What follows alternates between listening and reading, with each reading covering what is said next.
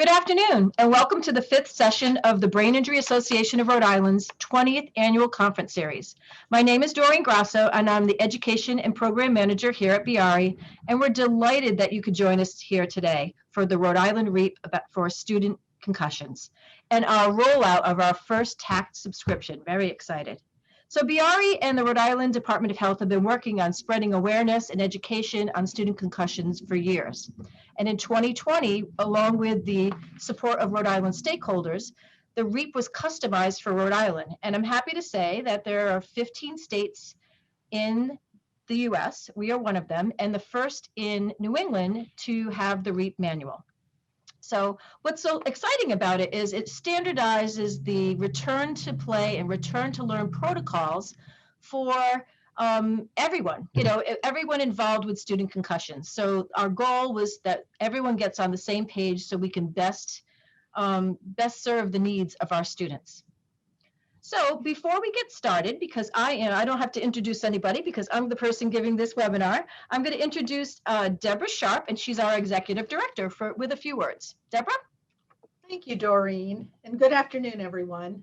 Thank you for joining us today. As Doreen said, my name is Deborah Sharp, and I'm the Executive Director of the Brain Injury Association of Rhode Island, and it's my pleasure to welcome you to this year's our 20th anniversary of hosting conferences focused on improving knowledge of and awareness about brain injury and its impact on society.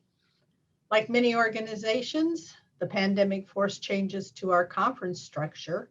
So instead of a large full-day in-person conference this year, we're doing something a little bit different and offering 6 one-hour webinars that address a variety of current and relevant topics of interest. And this new approach allows us to engage people throughout the country, which is really exciting for us.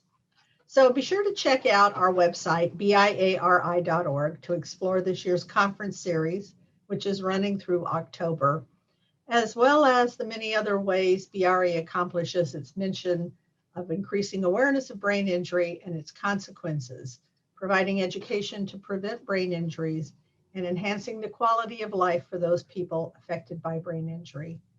So thanks for being here and enjoy the presentation. I know you're going to find it fascinating. Doreen does a great job.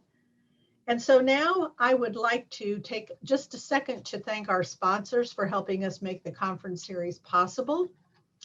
Without their support, none of this would be happening. So a huge thank you to Evanly Organics, Morasco and Nesselbush, and to our platinum sponsor, Encompass Health.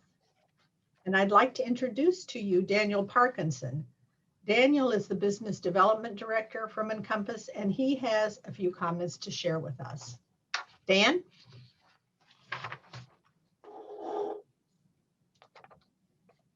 Hello, my name is Dan Parkinson, and I work at Encompass Health Rehabilitation Hospital in Braintree, also known as Braintree Rehab. We're an inpatient acute rehabilitation hospital, and we've earned the disease-specific certifications in both brain injury and stroke rehab from the Joint Commission. This means that we have a programmatic approach to our delivery of care that allows us to realize the strongest patient outcomes. The essential components of our program consist of using evidence-based, consensus-driven clinical practice guidelines to drive our interventions and our assessments. We have a multidisciplinary team that's led by Dr. Katz, a neurologist, and our team consists of physical therapists, occupational therapists, speech therapists, nurses who are certified in rehabilitation, and case managers. We implement performance improvement measures that are related to our clinical practice guidelines to help us drive our patient outcomes. We analyze our patient outcomes by both trending our own data over time and by comparing our data to other rehab hospitals both in the region and throughout the country. I really want to take this opportunity to thank the Rhode Island Brain Injury Association for hosting this incredible virtual learning experience and for giving us here at Encompass Health Rehabilitation Hospital of Braintree the opportunity to introduce ourselves. Thank you and enjoy the educational opportunity. Thank you, Dan. Before I begin, we have a few housekeeping notes to mention to you. Earlier today, you were sent an email with today's evaluation form. Your feedback is very important to us, and it's also your ticket to your CEUs. So that we ask that you please complete it thoroughly, and please include your name and the type of CEU that you're asking for, and answer all of the questions. Then you can send that to the completed form to richard@biari.org. That's RICHARD@BIARI.org. And he'll get you your CEU certificate within a week. Please note that the people that are taking the entire conference series will get theirs at the very end with after our last session in October. So, and one more point I would like to make, if you have any questions or comments, please type them into the chat room. We're going to be reviewing those, and I've reserved some time at the end for some Q&A at the end of the presentation. So let's get started.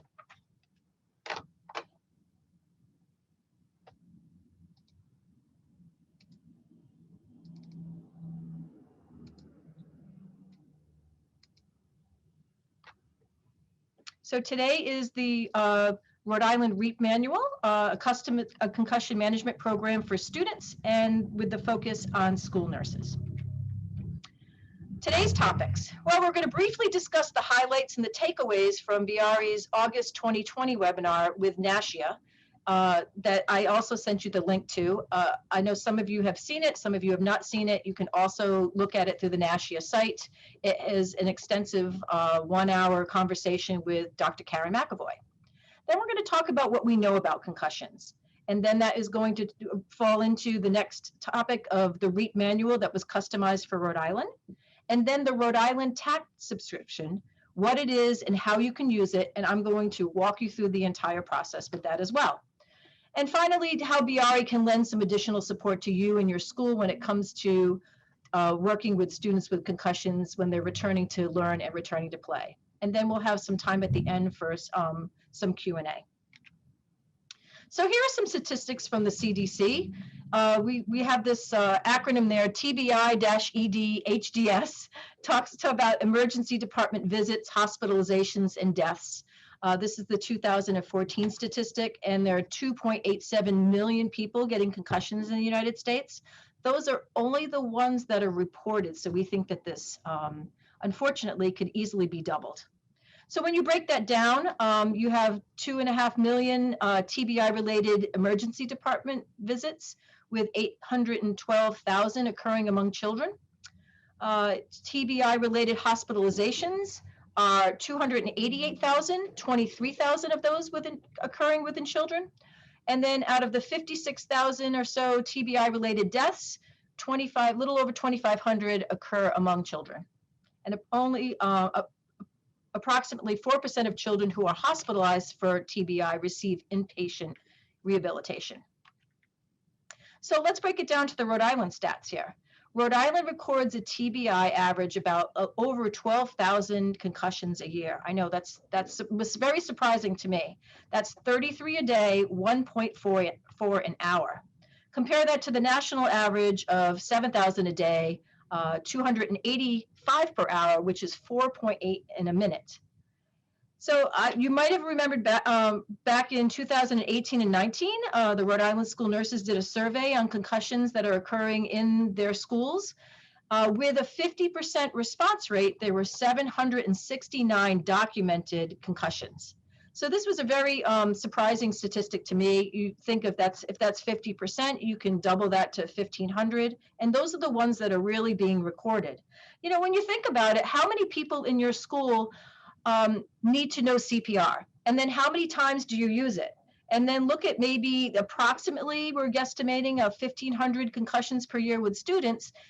Do the same amount of people know about concussions and how to deal with it outside of being a school nurse?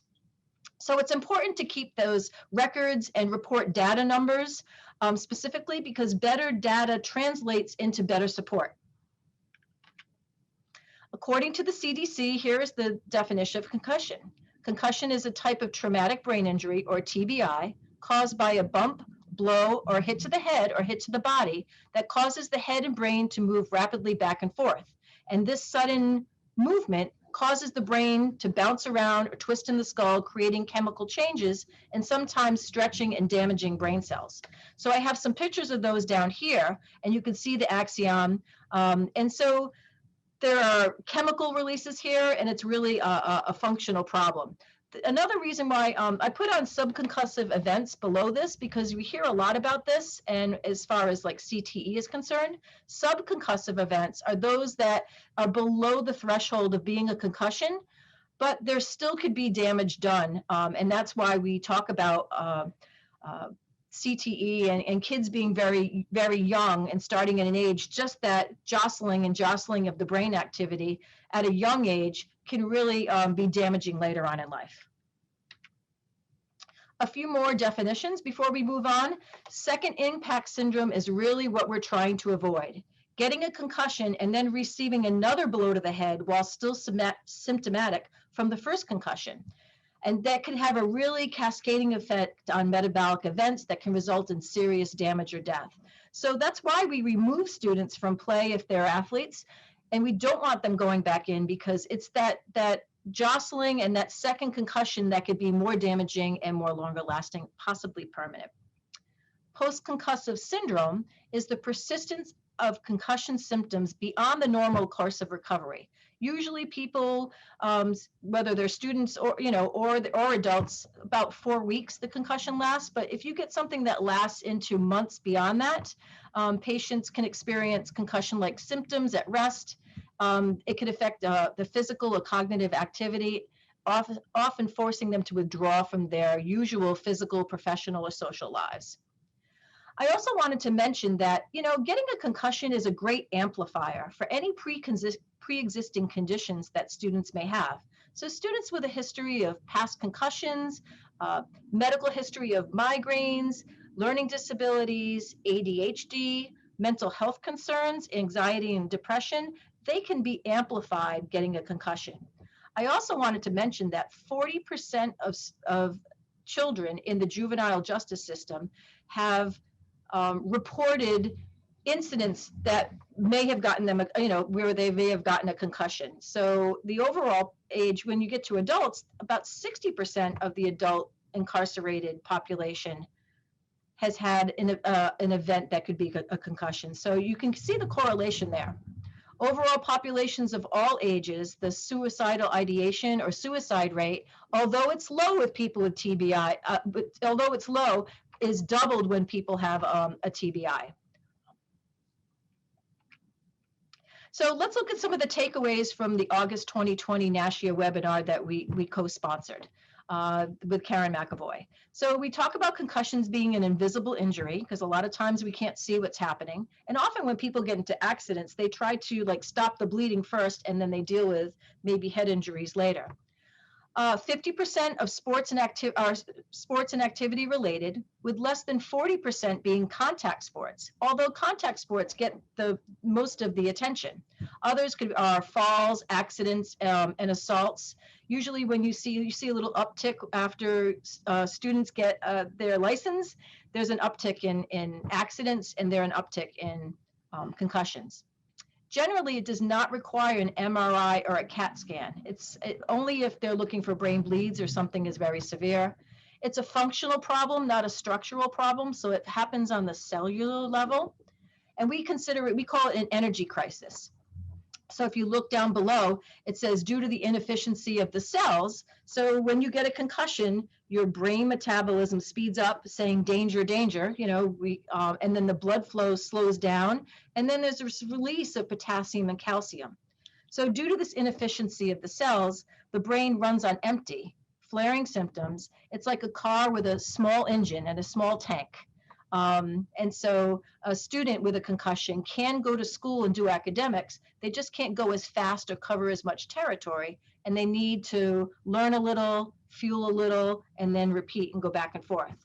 Other analogies we like to use are, it's like, trying to run an iPhone 12 on an iPhone 6. So you just don't have the energy to do all the processes that you need to do. So first, let's take a look at sports, because it gets a lot of attention. So there's the Heads Up in Concussion in Youth Sports. That's from the CDC.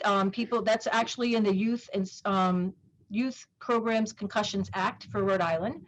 And if you look at some of these, the data here, it fluctuates a little bit each year and with different sports. Well, football obviously is one of the highest. There's wrestling and hockey with male, but with females too, lacrosse and soccer have been really high consistently. I added a picture here of students doing cheerleading, because at first cheerleading wasn't added as a sport, and they're finding that cheerleading has a really high amount of concussions for obvious reasons when they do some of the moves and stuff. But interestingly enough, cheerleading, there are more concussions that happen during practice than it is during the cheerleading itself. Oftentimes because they're practicing in places that aren't really safe. You see the girls here working on mats, but they've done cheerleading practice in hallways with cement and cement floors and walls, and that hasn't led to very good concussion statistics there. So if you look at the collegiate one on your right-hand side as well, this tells the difference between athletes reporting one concussion and then athletes reporting multiple concussions. So that we're really concerned with that as well, as they have a sports career during this part of their life, in their early part of their life, that some students are getting multiple concussions. And then once you have a concussion, you're much more susceptible of getting others. And they also find that girls concuss at a much lower G-force rate than boys, so their concussions are high, and they attribute it to neck strength, and they also attribute it to girls are much more likely to report a concussion than boys.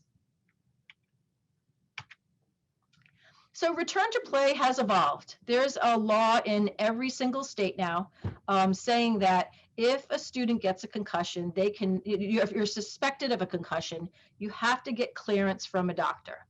And so I have the Title 19 in Rhode Island. It says it's Chapter 16-91-3, the School and Youth Programs Concussion Act. So the Rhode Island Department of Ed, along with the Department of Health and the Rhode Island Interscholastic League, are to develop and inform and educate coaches, teachers, school nurses, youth athletes, and their parents or guardians of the nature and risk of concussion and head injury, including continuing to play after concussion. A lot of times what I see is there are forms that go out to parents, permission forms. Sometimes they're multiple pages, sometimes they're done online, and parents really don't read it thoroughly. There is a little concussion clause in there saying that they know the risk of concussion, but it's kind of like what you get with your credit card statement, all the fine print. We're finding that parents tend to gloss over it, and a student just says, here, you need to sign this, mom or dad, before I can go play, and then they sign it.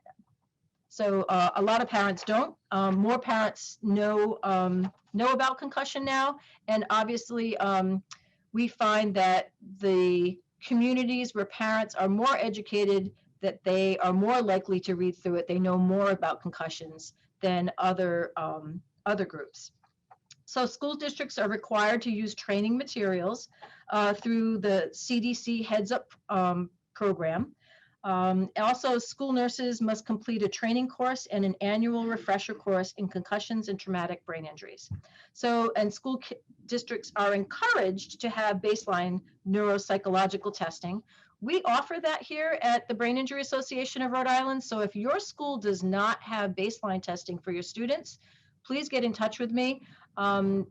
You don't want to be that school where a parent has their child have a concussion, they go to a neurologist, the neurologist asks for a baseline, and they go back to you and you say, I tell this to coaches and athletic directors all the time, you don't want to say, we don't have a baseline, when it was offered for free through the state. So please get in touch with me if your school does not do baseline testing and you'd like to take advantage of that opportunity.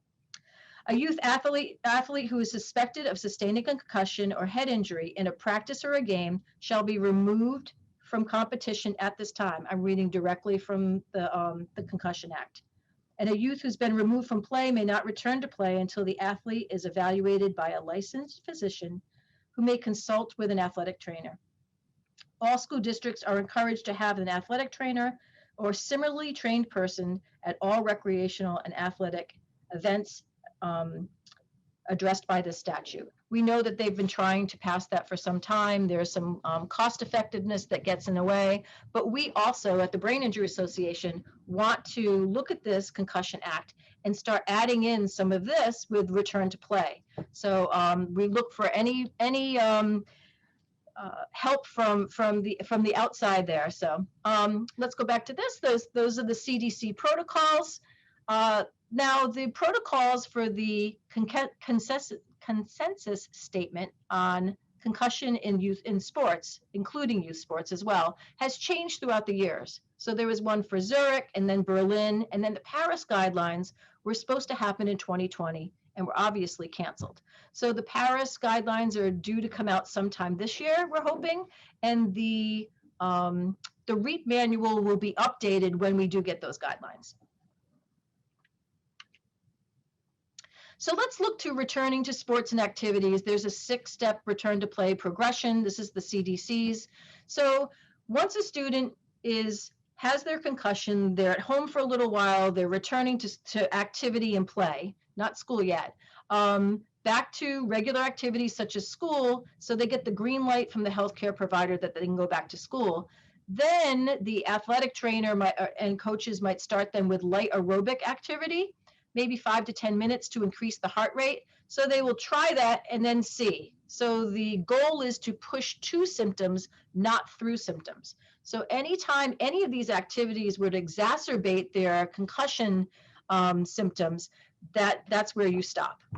Step 3 would be that gets increased to moderate activity and continue with increasing the heart rate with body and head movement, see how they feel.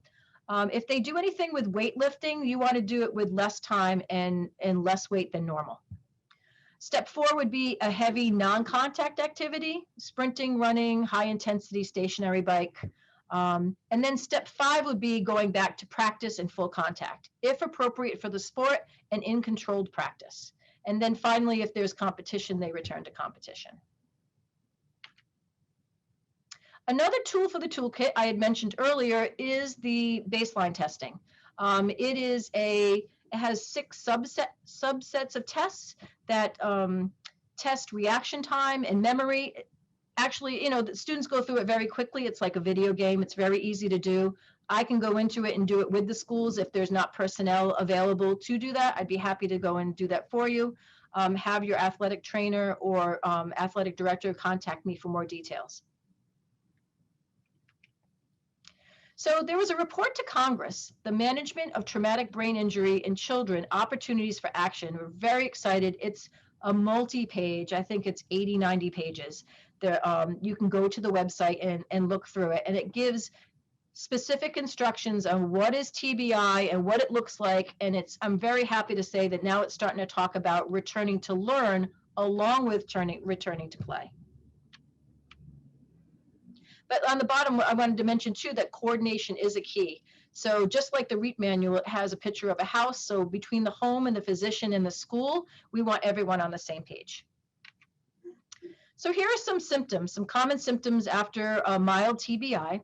The concussion is considered a mild traumatic brain injury. And this is from the CDC Heads Up program. And you can see it goes into 4 categories. So it can affect a child thinking and memory, physically, mood and emotions, and they've over the past few years have added sleep, because sleep can definitely affect all of the other 3 involved.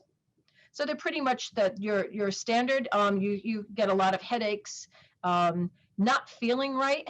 Under mood and emotions, that could be either physically or mentally. Some students can't really put their finger on it, what it is, but they know that something's up. So here we have headache, dizziness, thinking and memory problems, mood and emotions. And then I put this on here. This is also from the same periodical there. 30 to 60% of children with concussion or mild traumatic brain injury have persistent symptoms 1 month post-injury. So it might go beyond those first 4 weeks. And has a potential for cognitive, academic, and social behavioral effects. self-regulation, executive function, attention, inconsistent learning, knowledge gaps, and then deficits in processing. Peer relationships are very important as well, especially when you get into the teen years, and social adjustment skills, language, and participation. So when you look at this, this is from Kids Code. This is also at the end. I could make the slides available. There's a hierarchy or neurocognitive functioning. And so when you have things like memory, processing speed up here, language, social, emotional competency, you have it all together, that's a foundation. So brain injury is very unique. So any one of these that doesn't function well can also, you lose that foundation here and that hierarchy.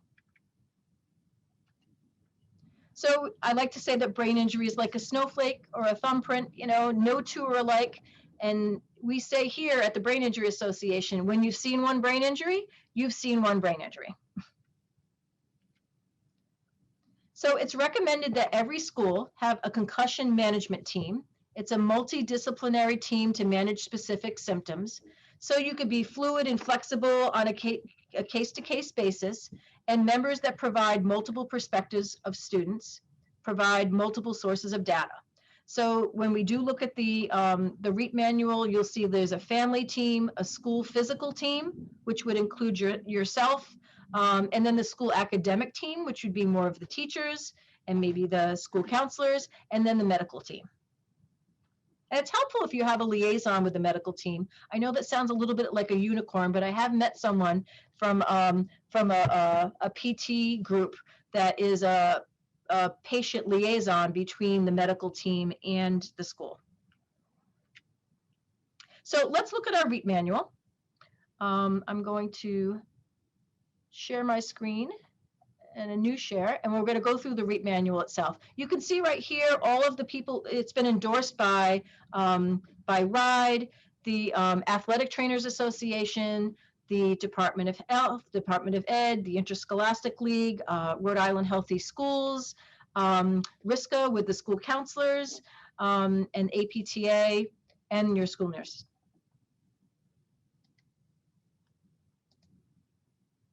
And I can send this to you as well. Every school should have this in the form of a PDF, so you can share it with parents as well. So here is our Rhode Island REAP manual that we worked so diligently on for an entire year. So you come through here, and it talks about the 4 teams here: the family team, school team, academic and physical, and the medical team.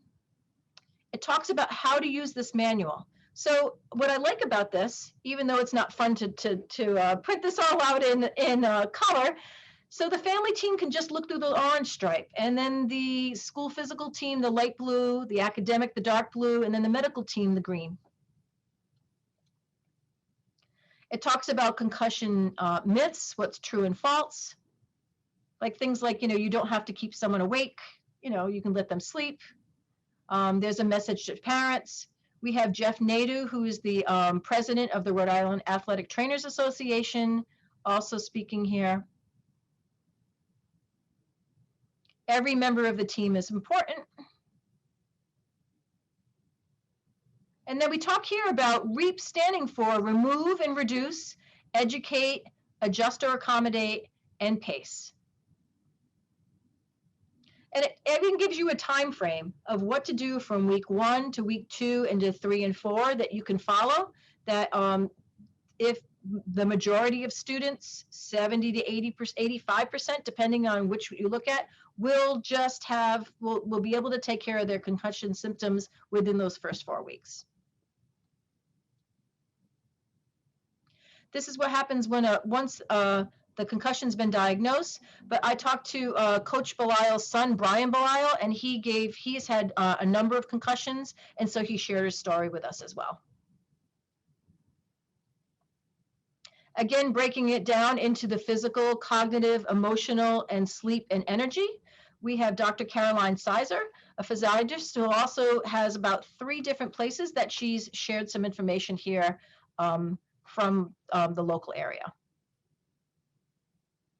Then it starts talking about transitioning back to schools. We're actually going to talk about that a little bit, and you'll see that in the TACT video that Karen McAvoy gives. The most common thinking cognitive problems. It talks about the symptom wheel here, messages to educators. How do I get back to my sport? So it talks about what we just talked about, you know, that progression of getting back to sports. This is the right here, the steps and the strategies, and they're still on the Berlin consensus concussion statement right there. That will be changed when we go to the Paris guidelines. Mike Lunny, the president of the Interscholastic League, gives a rehabilitation note right there.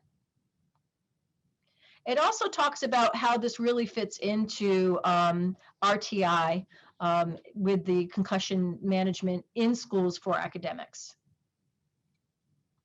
And then it gives all the Rhode Island resources and the national resources for you to go ahead and utilize.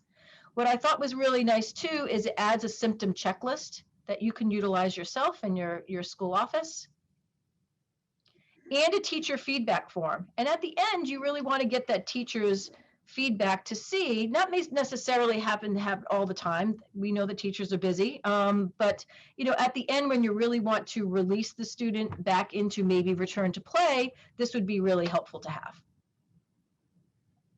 This is what I was referring to earlier, the Title 16 Education Concussion Act for Rhode Island. And we also have Dr. Peter Kriz in his statement there, really talking about how important it is to streamline this and get us all on the same page. So we have the most recent concussion protocol that we're all following. And then there's Coach Belial himself that gives his statement, and it talks about the endorsement there.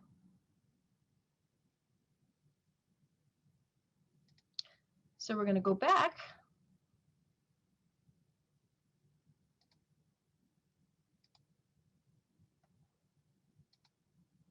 Okay, so there's the REAP manual for you. So, but wait, there's more, right? Our Rhode Island REAP manual provides that overview that will streamline it for everybody. It's really important that we all get on the same page. So GSOC stands for Get Schooled on Concussions, and it offers tip sheets for teachers to navigate a student's return to learn in the all-important 4 weeks after a student sustains a concussion. And then the TACT is part of that. That's the Teacher Acute Concussion Tool that we're going to walk through in a few moments, is how it's going to be delivered. So why is this important to you? So the TACT information is going to be given to both school nurses and school counselors. So a teacher that has a student that comes in that had a concussion will go to either the school nurse or the school counselor. You will be able to give them the information. They will fill out a form, and that you'll be doing that afterwards, just answering about 8 questions. And it's not about the student itself, it's more about their teaching. They send the form in, you know, BIARI manages this whole account for the state. They send it in, and they will get an email, an automatic email, and they'll get a couple of tip sheets, and then they'll get tip sheets for the next 3 weeks after the concussion that a teacher can utilize to best accommodate the needs of the student in their classroom. So we're going to hear from the author of the REAP, Dr. Karen McAvoy. So please note that this is the draft of the Rhode Island TACT video. I know that we were going to do this this webinar, and there are some glitches with the audio on the volume shifts a little bit, and it's going to be cleared up for the fall because we were guaranteed this for the fall. But I wanted to just take this opportunity to make sure that we shared this with you so I can give you the information and walk you through the TACT. So on some computers, the music starts very loud, and then once Karen starts her narration, her voice is very soft and low. She's perfect for being a school counselor, but maybe not so much, you know, on this one particular video. So once she begins to speak, which is about 10 seconds into the video, just make sure that your speaker volume's turned up so you can hear her narration. So when the video is over, I'm going to walk you through the TACT process. So you can use your computer, you can use a laptop, you can, if you have 2 computers ready, you can open it up. What we won't do is we won't be problem solving. If you can't get through, please bear with us. We can clear it up at another time. We won't be doing it while we're on the webinar. So you should be able to go through on your laptop and your phone. I sent you quite an extensive sheet there. Just make sure that you have the TACT, the TACT address in your address box, because I know there's a lot of filters in schools that might filter that out, so you can get that first email. So once the video is in its final form this fall, I'm happy to go out and share it with your school staff members statewide. If you want me to come into your class or into your school, please do contact me. I'd be happy to do that. So let's go run through a trial of the TACT together. Before that, we are going to watch the video of Karen McAvoy. And she'll walk you through, and I'll catch you on the other side, and we'll go through the TACT program ourselves. Thank you.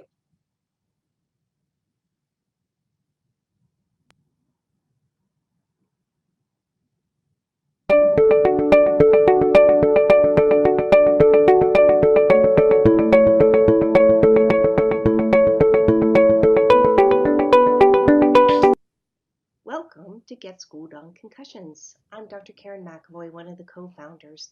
And as one educator to another, I'm here to teach you everything you need to know in less than 15 minutes on returning a student with concussion back to your classroom. So, are you ready? Let's get schooled on concussions. As a teacher, you probably started hearing about concussions about 20 years ago when it came to our attention that young athletes were sustaining concussions in various sports. We started to become aware of a phenomenon called second impact syndrome, where a young athlete takes a hit to the head and, while still symptomatic, takes a second hit to the head. The second hit can be catastrophic, leading to brain damage or death. We had a case of second impact syndrome in Colorado in 2004 when Jake Sakenberg, a freshman football player, passed away. I was the school psychologist at the high school at the time. All 50 states and the District of Columbia moved swiftly to pass return-to-play legislation requiring removal from play for young athletes of a certain age if there is a suspicion of concussion, and return to play only under medical clearance. But what we didn't consider until more recently is that every student athlete is a student first. So while it is important to remove all students with a concussion from PE, physical play at recess, school-sponsored sports, and recreational sports, in the meantime, we as educators must also do everything we can to provide a soft landing for them to return to learn, even if they don't return to play. Let's start with the definition of concussion. A concussion is a complex pathophysiological cascade of events that happens on a cellular level with the cells in the brain.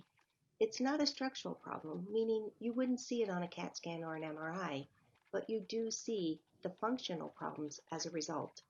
Any hit to the head or jolt of the body that causes the brain to shake in the skull can result in a concussion.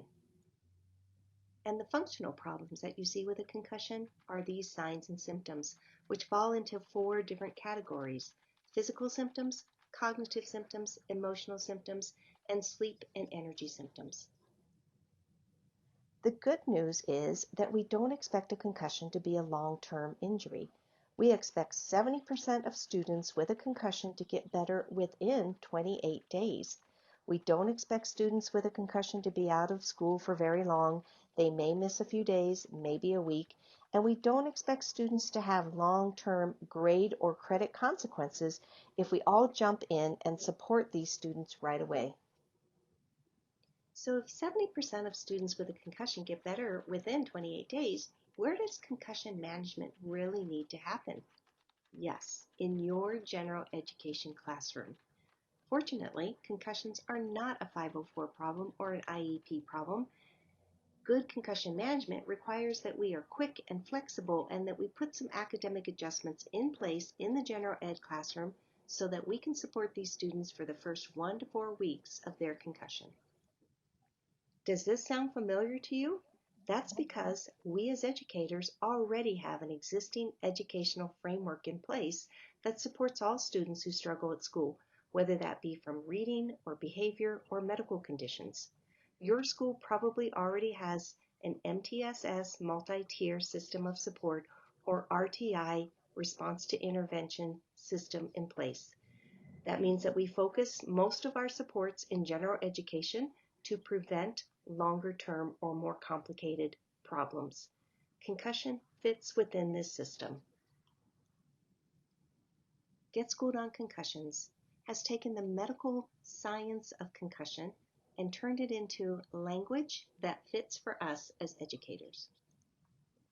When you have a student with a concussion return to your classroom, we want you to focus on only these three things in this order: mental fatigue, slow processing speed, and short-term memory.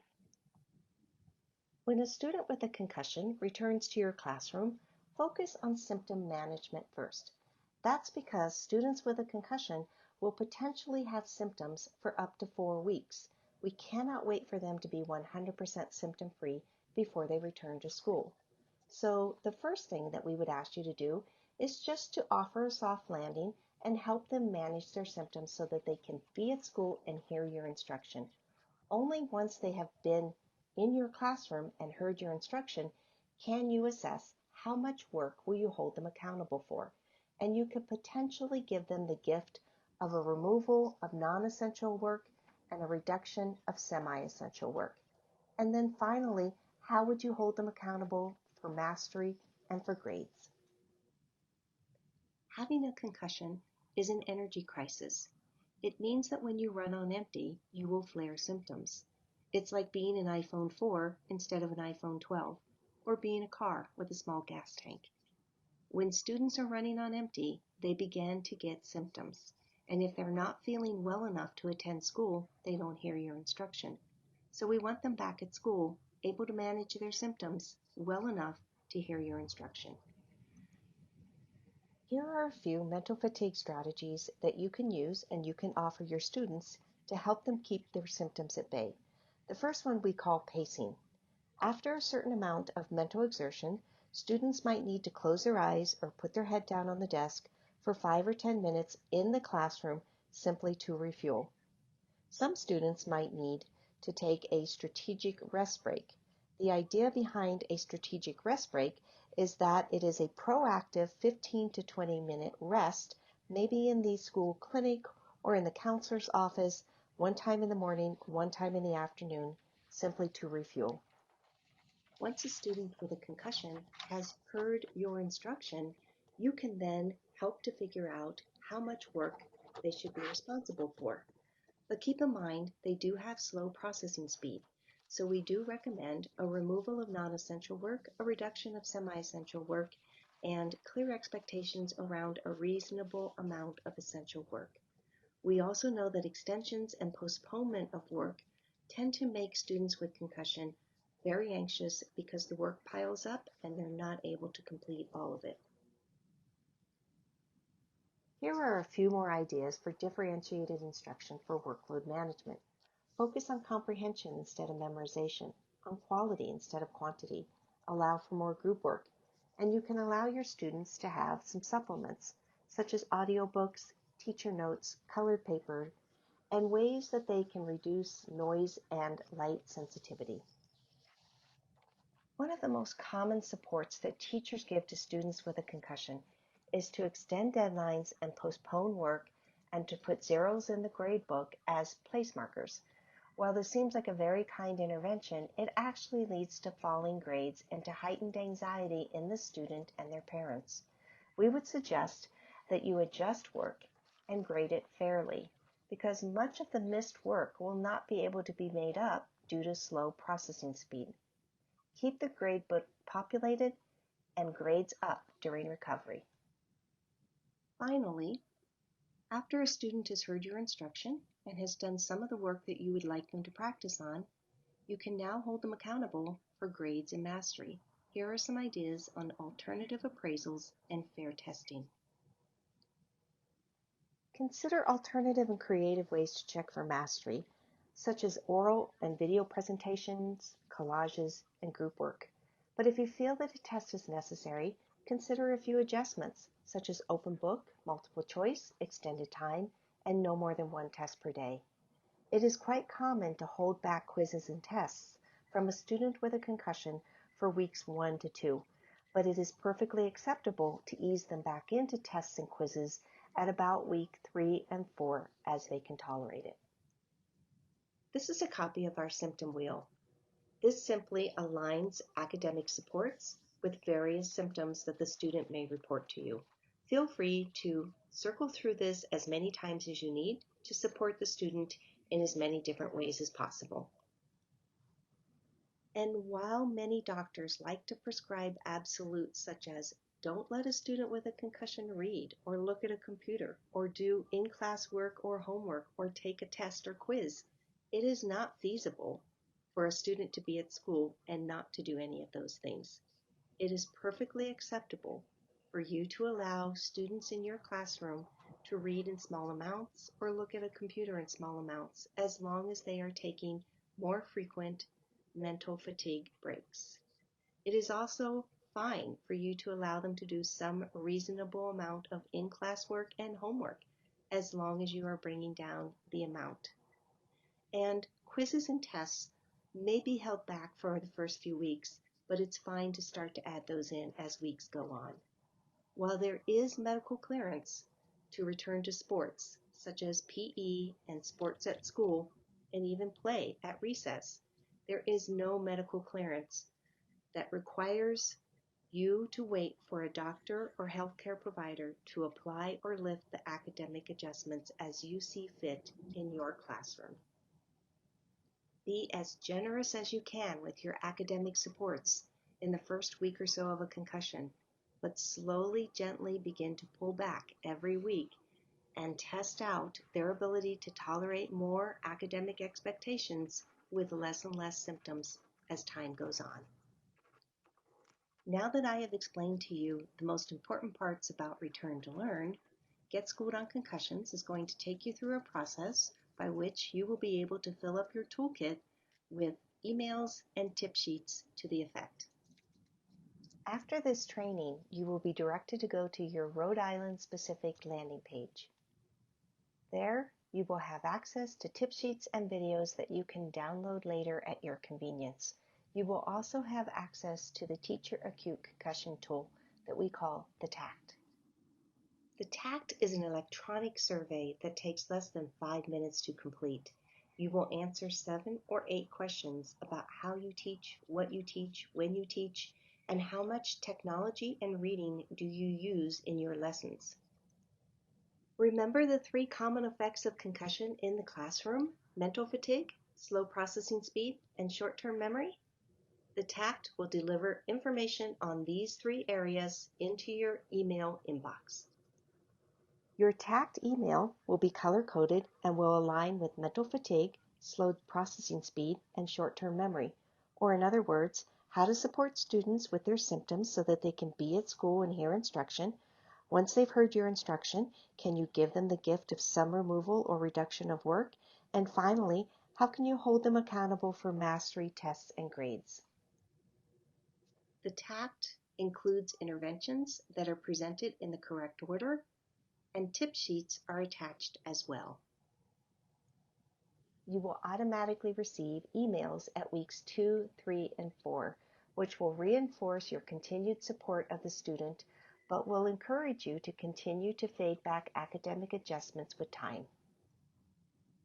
After 4 weeks, your Return to Learn toolkit will be complete with emails and tip sheets on general information on how to support a student with a concussion in your classroom.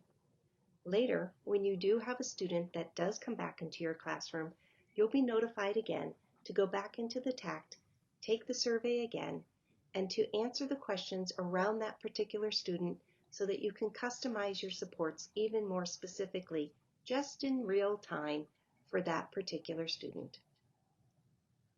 Okay, now that you know everything you need to know on Return to Learn, let's do the TACT together. It should take you less than 5 minutes to do so. Go to your Rhode Island link and put in your Rhode Island password. Those will be given to you by the person facilitating this training today. Complete the demographic information. Use only your school email when completing the TACT.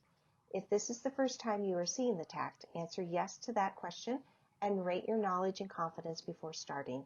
Then answer the 7 or 8 questions about how you teach with an imaginary student in mind. If you cannot think of an imaginary student, click on number 3 on all questions to get a generic start. By the time you get back to your classroom, you should have received your initial TACT email, and you will continue to receive emails and tip sheets for the next 3 weeks. Thank you for getting schooled on concussions, and thank you for everything you do for students every single day.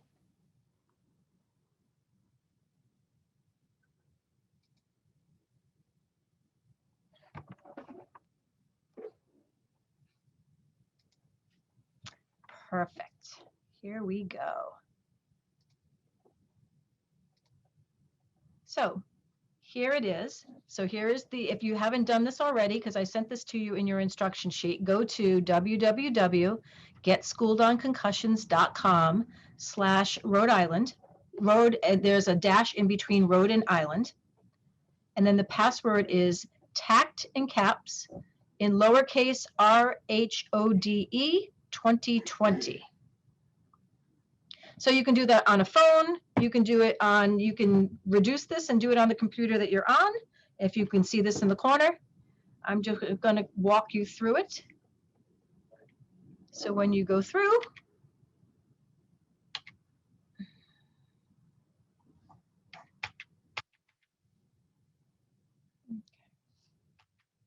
you should be going to the first page.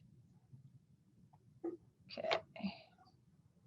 Skip here. Here we go. So you see, welcome Rhode Island educators.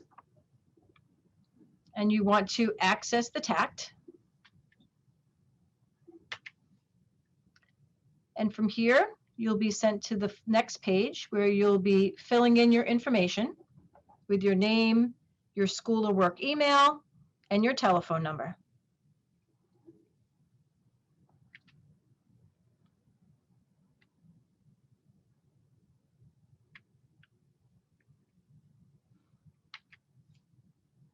From there, you can put your school information.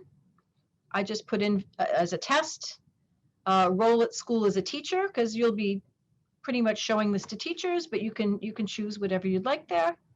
And is this your first time using TACT? You want to say yes.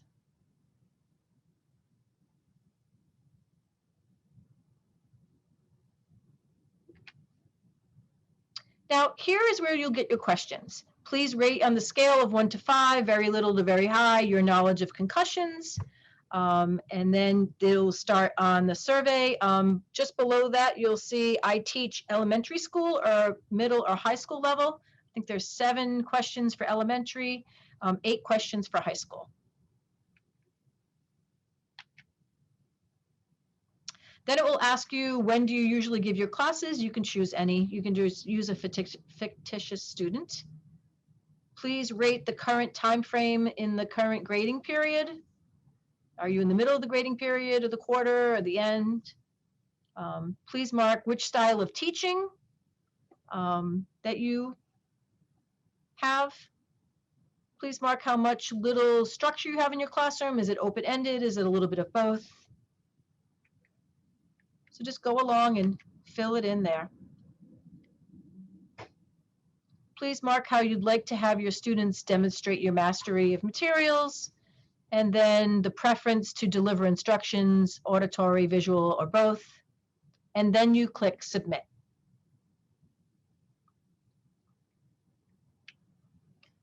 Also, if you don't see this email come into your email box within a few moments, what you'll do is check in your junk mail, and then also check to see if that's in the address book, the TACT at Get Schooled at Concussions. So what comes next? I'll show you what happened with my email. So I got an email right away saying, "Dear Doreen, I did this last month, happy May." And it talks about, thank you for completing the TACT, and gives some information. And if you look right here, the very first email I get 4 Get Schooled on Concussions tip sheets. And then it talked about here, you selected in the morning. It starts talking about mental fatigue and mental fatigue strategies. And then it will go down, it's a lengthy email, for each one of these tip sheets here. So you see, it can be very specific, and I like it because it's very digestible, and you get one tip sheet, and on one sheet that you can go through. So teachers can take this, and then they can save it into their hard drive for the next time, or if they want to go back and reference it. We want to make sure this information goes to teachers only as well. We don't want parents getting a hold of this or sharing this. I have no problem, share it among the teachers in your school, or if you want me to come in and show the video, I'm happy to do that as well. Have a short staff meeting. It takes about 20 minutes to do so. So here are some pictures of the Get School Done Concussion tip sheets. This one, mental fatigue, slow processing speed strategies. Before we go on to Kids for Colorado, I just want to mention that this particular webinar is for school nurses, but as a resource for teachers. So this one has a little bit more of an academic focus, while the NASHIA webinar that was done in August of 2020 was more from the medical point of view. So if you haven't had a chance to look at that one, I suggest go back and look at it. It's very informative. Karen is very instrumental. She's on a lot of the CDC website with Return to Learn with kids with concussion. This is another great resource that I suggest for people, saying it's Colorado Kids with Brain Injury. And if you click under the educators and professionals, you can get these TBI identification protocols. There's a lengthy manual, the building blocks that I showed earlier, and there's a lot of resources there for you to utilize. So the resources are right here on the pages, the Brain Injury Associations of America and Rhode Island, the CDC Heads Up, NASHIA, MindSource. When we put our webinar recording of this onto our website, I'll make sure that the slides are incorporated with that as well. So help us help you. I think that with better communication, there's more awareness and education about concussion and surrounding how concussions look in schools. We definitely want better data collection for better outcomes. And we can also, when we prove that we have more of a need, it's a lot easier to get grants for that as well. So it's a win-win for everybody. So, we are your local resource here at the Brain Injury Association of Rhode Island. So we are here to answer any questions you may have, to educate, to come into schools. I've done trainings for everything from school staff, coaches. I've talked to teams of students in the sports arena. So we want to make sure that we spread that awareness. Here in the office, we can also give you referrals and provide support and help you navigate the system. Whether it's a student or an adult that has a brain injury, please contact us. But if you for school support, such as materials, baseline testing, presentations, meetings, you can reach me at doreen@biari.org.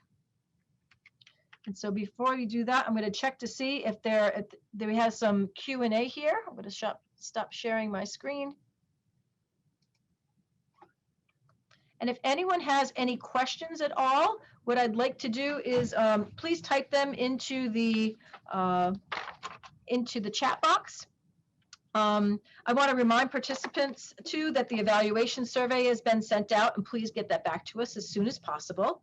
I'm going to be emailing you a flyer that has that TACT website and password on it, so you can share it with the school nurse should have it, and it all should also be in the guidance counselor's office in your building. So we want to make sure that teachers have access. One of the things that Karen McAvoy has said to me is they had this TACT in place before, and it wasn't trickling down to teachers. So we have an important job to make sure that teachers get that information.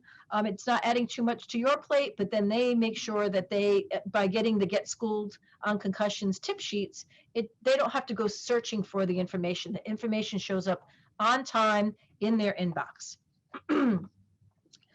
So if there are any questions, I'm happy to answer some questions for you, or you can email me some questions. Oh, let me look at the Q&A here.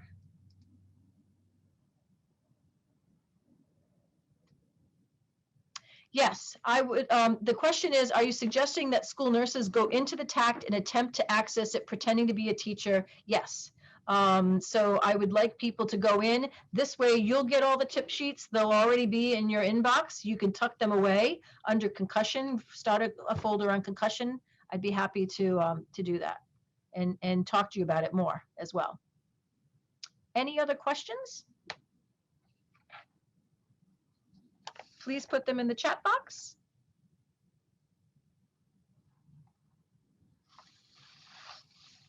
Okay, I answered some questions already in the chat box as well. So this will conclude today's session of the Rhode Island Week Manual and the TACT subscription. We thank you for your participation. This is very important to us. We're very excited to get back on track there with the new school year coming up. This is a recorded webinar. It will be on our website probably within a week or so, and I will make sure that there's a place on the website as well that will have the slides. But again, if you want me to come to your classrooms or your schools in the fall, please do not hesitate to get in touch with me, and have a great rest of your day. We appreciate your time. Thanks for being here. Thank you. Thanks, Doreen.